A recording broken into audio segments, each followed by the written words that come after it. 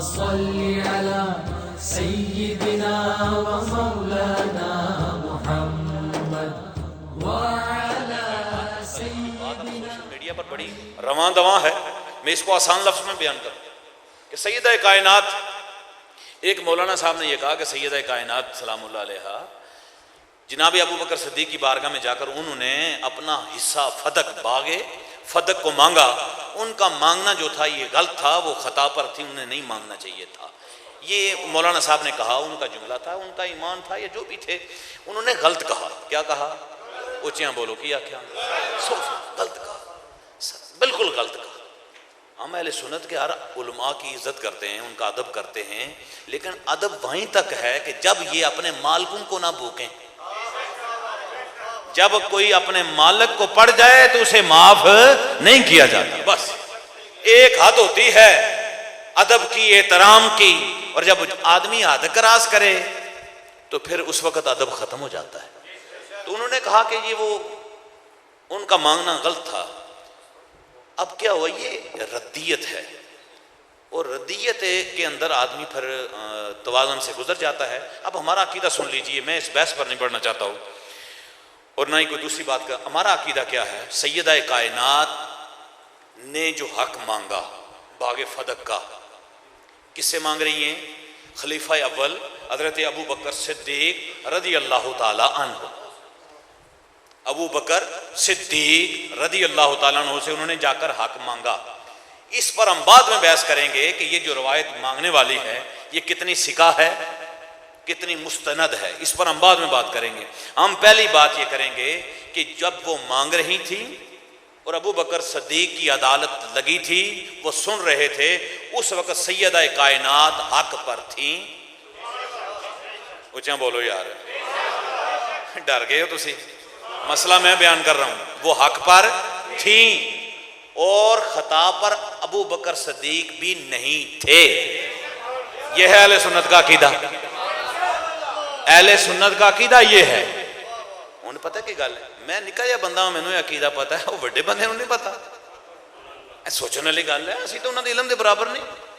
مجھے یہ پتا ہے، ان کو نہیں پتا. اصل میں یہ ہوتا ہے کہ جب آدمی بڑوں کی بے ادبی کر دے نا تو پھر اللہ قوت حس کو ختم کر دیتا ہے، پھر اس کی زبان غلط ہی چلتی رہتی ہے. بڑوں کی جب آدمی بے ادبی کر دے، بڑوں کی بے ادبی جب کر دے تو آدمی دیکھے. میں اپنی بات آپ کو یہاں پر روک کر ایک اور بات بتاتا ہوں.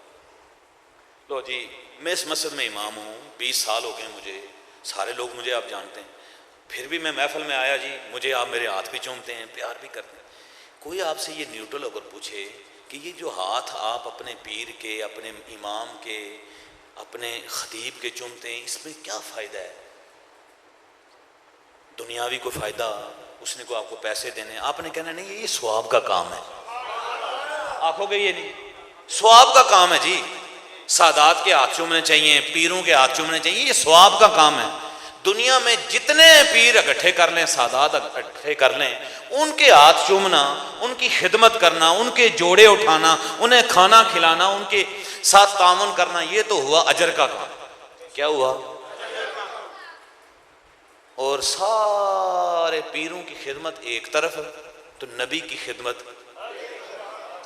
تو جس نے 1 سال نہیں کئی سال تک حضور کی خدمت کی، گھر میں رکھا، دشمنی مولی، تلوار کے آگے کھڑے ہوئے، وہ جناب سیدنا ابو طالب رضی اللہ تعالیٰ عنہ کے متعلق آپ کا کیا عقیدہ ہے؟ اگر آج آپ اپنے پیر کے جوتے اٹھا کر آپ جنت کے حقدار بننے کی کوشش کر رہے ہیں اور یہ عقیدہ رکھ رہے ہیں کہ میں اگر خدمت کروں گا تو مجھے اللہ جنت دے گا، ہاتھ چوموں گا تو مجھے اللہ جنت دے گا، آج 1442 ہجری کے اندر آنے والا پیر جناب ابو طالب کے پاؤں کے ساتھ لگنے والے ذرات کے برابر نہیں ہے. انہوں نے خدمت دنیا کے سب کے بڑے پیر کی ہے. یہ سب سے بڑے پیر کی ہے. اور ان کے متعلق یہ عقیدہ آدمی رکھ لے کہ نعوذ باللہ استغفر اللہ، وہ مسلمان نہیں تھے جی، انہوں نے کلمہ نہیں پڑھا. اور پھر 2 گروپ ہوئے ہیں یہاں پر دنیا میں. ایک کہتے ہیں جی نبی کے والدین نعوذ باللہ مسلمان نہیں تھے، ایک کہتے ہیں علی کا والد مسلمان نہیں تھا. ان سے آدمی پوچھے جس کا تم کلمہ پڑھتے ہو، تم جس کا کلمہ پڑھتے ہو اس کے والدین کے متعلق تمہارا یہ خیال ہے، تمہارا اپنا کلمہ کتنا مضبوط ہے. اور جن کے گھر میں حضور رہے ہیں جناب ابو طالب احسان، جن کا ان کا احسان ساری امت لگی رہے نا، ایک رات کا احسان ابو طالب کا ہم جھکا سکتے تے انہیں بیوقوف ہسیاں اللہ دی قسم غدار ہیں کہ ہم نے احسان چکانا تو دور کی بات تھی، ہم نے انہیں مسلمانوں کے سب سے نکال دیا اور پورا ٹل لگا کے زور لگاتے ہم تقریریں کرتے ہیں کہ ابو طالب انہیں جی بخاری میں لکھا ہوا ہے. اور بخاری تیرے منہ تے ماریے، بخاری آئی ہے 256 ہجری کے اندر. کتنی ہجری کے اندر؟ 256 ہجری کے اندر آئی ہے. ابو طالب نے ہجرت سے پہلے حضور کی خدمت کی ہے. تمہاری بخاری کو ہم کیا کریں گے؟ ہم اس بخاری کو نہیں مانتے جو ابو طالب پر جو ہے وہ کیچڑ اچھالے. نہ، ہم بخاری میں حضور کی حدیثیں ہیں نا، تو حضور علیہ الصلوۃ والسلام نے فرمایا کہ میں سارے جہاں کی جو نیکیاں مجھ پر انہوں نے کی ہیں، احسان کیے ہیں، 2 ہستیاں ایسی ہیں جن کی میں نیکیوں کا بدلہ یہاں پر نہیں جھکاؤں گا. اور بعض روایات کے اندر 3 ہستیوں کا ذکر آیا ہے. ایک جناب خدیجۃ الکبریٰ، جناب ابو طالب اور حضرت ابو بکر صدیق رضی اللہ تعالیٰ. تم کون سی باتیں کرتے ہو؟ ایک طرف تو ہم یہ کہتے ہیں، بور تو نہیں ہو گئے، ایک طرف ہم کہتے ہیں جی ابو لہب جڑا سی جس کی مذمت میں پوری سورت نازل ہوئی ہے، اس نے خوشی بنائی حضور کی، ہیں جی وہ لونڈی آزاد کی، تو پھر وہ ہے تو جہنم میں ہے، لیکن جس دن وقت آتا ہے سوار کا اس کو شہد بھی ملتا ہے. انہوں تے شہد تساں پلا چھڑیا ہے، قربان جان توڑے تو جڑا ساری زندگی حضور دے اگے کھلوتا رہا ہے انہوں جہنم میں سٹ چھڑیا جے. بھائی سوچن والی گل ہے تھوڑی، سوچو، اس تے فکر کرو. وہی گل نا، مولوی بخشان تے آئے تے جناب ابو لہب جی نو بھی اودیاں لتاں اتے کھچ چھڑدا ہے جہنم وچ. آندا انہاں لتاں تو تھوڑا اتے عذاب آ جاندا ہے. اور اگر وہ کسی کو جہنمی بنانا چاہے تو جو ساری زندگی جس نے دفاع کیا حضور کا. تو ہمارا عقیدہ یہ ہے، حضرت ابو طالب رضی اللہ تعالیٰ عنہ علیہ السلام علی جدہ علیہ السلام، وہ ہیں ابو طالب جن کے احسان کا بدلہ قیامت تک کوئی جھکا سکتا نہیں. یہ اپنے اپنے ایمان کی بات ہے جنہوں نے باتیں کی. اب آگے چلیے. ملکہ فردوس بری سیدہ کائنات حق پر تھیں، حق ان کے ساتھ ہے، حق ان کے ساتھ چل رہا ہے. زوجہ کس کی ہیں؟ کل ایمان، کل ایمان. حضور نے فرمایا جس نے ایمان کو سر تا پاؤں دیکھنا ہے وہ علی کو دیکھ لے. کس کی زوجہ ہیں؟